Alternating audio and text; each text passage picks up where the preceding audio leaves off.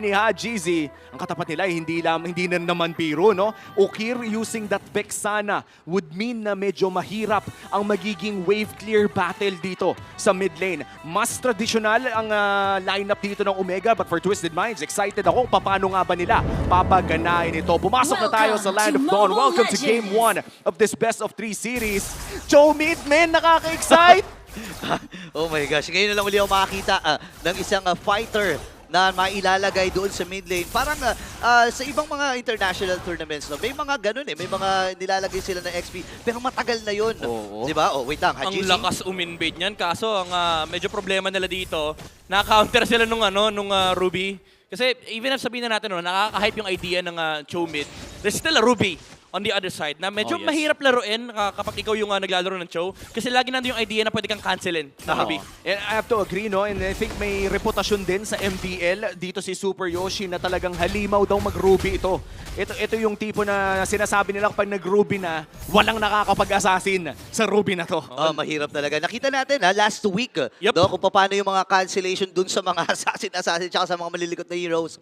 And excited ako kung paano ang tapatan yan. Oo, mamaya makikita din natin. Pero medyo tahimik itong laro na to, no, kung iniisip natin. Mararamdaman na nag-iingat ang parehas na kupunan. Ang pinakaunang turtle natin ay lalabas pa lamang. Ano bang pwede natin ma-expect na iba pa sa early game natin? I would say, yun nga, sinabi mo na nga medyo relaxed yung laro. Kasi dependent sila dito sa mga pick-ups na pwede makuha ng Twisted Minds, especially with Hajizi on that show. Kaso, ang medyo kalungkutan dito, kulang sila sa damage, technically speaking. I'm gonna be honest, medyo Diyos yung Pobius sa early game for the side of Smart Omega. But, kailangan din nila maghintay ng kanilang timings kasi hindi rin ganun kataas ang damage output ng Smart Omega considering na may floor rin sa side ng Twisted Minds. Oh yes, at grabe din ang sustain doon sa late game. May laban ata sa mid, si Haji! Naku, hindi ata makakatakas. Pero nandun yung pinakauling sa pack ng Jin Kundo habang si James bumabati na nga rin lang. Nag-level 4 siya dito. Andoryu, dumadive na nga rin. Nagamit yung Shadow Kill. Pinagsuluan ng dalawa pero buhay pa rin. Itong si James at makakaligtas. 2 minuto na, wala pa rin first blood. Sisimulan na nga ng Omega ang pagong na ito. Medyo nalugi ang Twisted Minds sa trade na yun, kaya naman mukhang hindi na mag-i-invade pa o hindi na lalaban pa ang Twisted Minds para sa pinakaunang pagong. That's the first turtle going to the barangay. Grabe si Jomo. Harang na harang yung right side, so hindi din makasilip si MP the King. Although wala namang green doon, pero hindi niya makita yung timer nung purple buff, so hindi rin makaka-invade yung Twisted Minds. Ay, hindi nakapindot, pero may flicker din na na-commit. 2 ultimates from Smart Omega. Actually, 3 ang naibitaw nila bukod doon kay Gandoryu kanina. And ang bilis.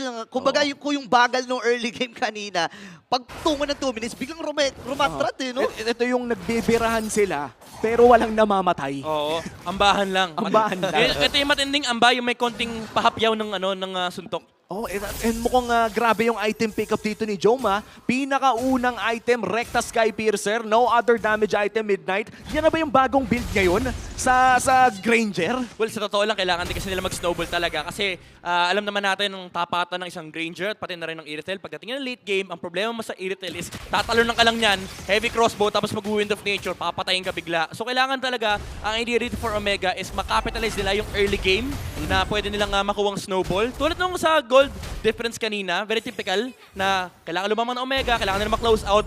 Kaya nga maganda yung tapatan kasi parehas na parehas na natural playstyle. You have the late game on the side of Twisted Minds, but for Omega, requirement sa kanila yung early game momentum. Oo, kamuntikan na naman si Haji Zidon, Super Yoshi using the I'm Offended para makahila ng isa at nandun na nga nakaalalay pa si Ukir. So kung may nahila sila doon, automatic sana bibirahan agad ng Ultimate plus the Deadly Grasp. Matik agad yun, no? And ito yung sinasabi ng mga coaches kanina, no, na meron itong si Super Yoshi, no, yung aggressiveness na hinahanap talaga ng Smart Omega. May mga ginagawa rin naman ng Twisted Minds dito na para maprotektahan itong si Super or mapigilan yung mga ginagawa ni Super Yoshi.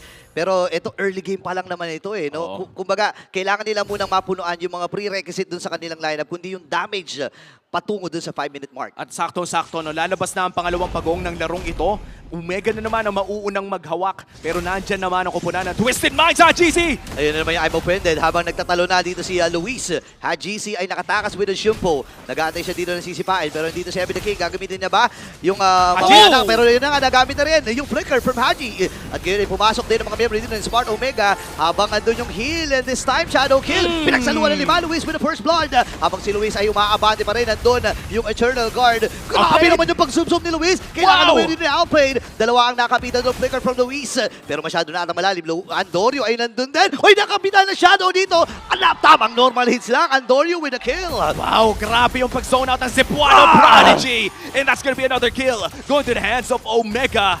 Grabe yung combo nila doon. Mula sa Cebuano Prodigy na si Luis, ay biglang pumasok naman ang bangungot na si Andorio. That's the second turtle for Omega. Sinugod yung barangay sa Manila galing Cebu.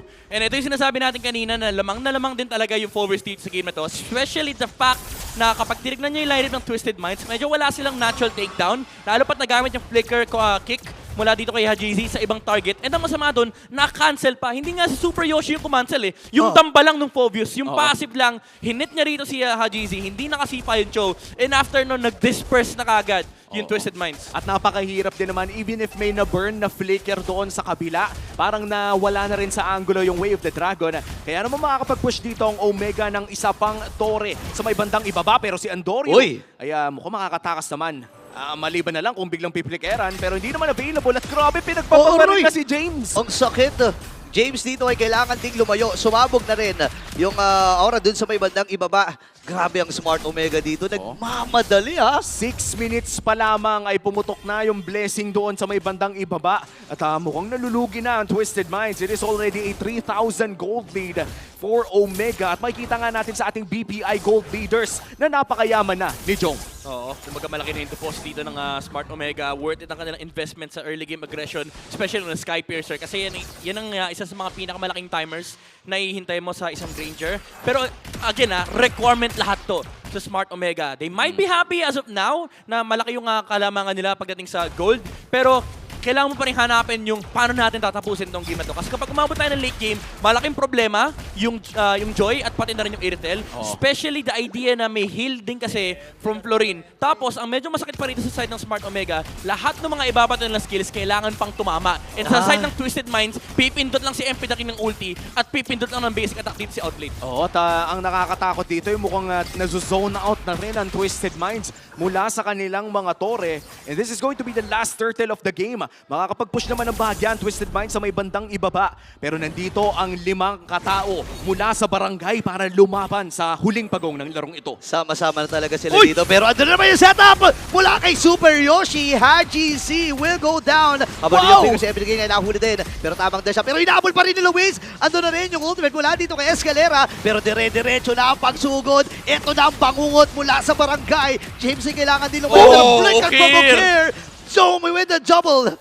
Tatlo agad ang napatumba. Grabe naman yung aggression na nakikita natin mula sa barangay. Midnight, sulit ba na ang daming flicker na binato para sa mga kills na yon? Sulit yun kasi again, requirement to from Smart Omega. Pag di nila ginawa yan, baka umabot pa ng late game and ito yung sagot nila. Para matapos namin yung game, ibigay natin lahat. Oh, Haji! Oh, speaking of bigay, bibigyan ata nila dito itong si Luis. Pero ito yung attack ni Super Yoshi. no! Hindi ko rin naman na mag-iipon nila, pero namatay din itong si Luis eventually.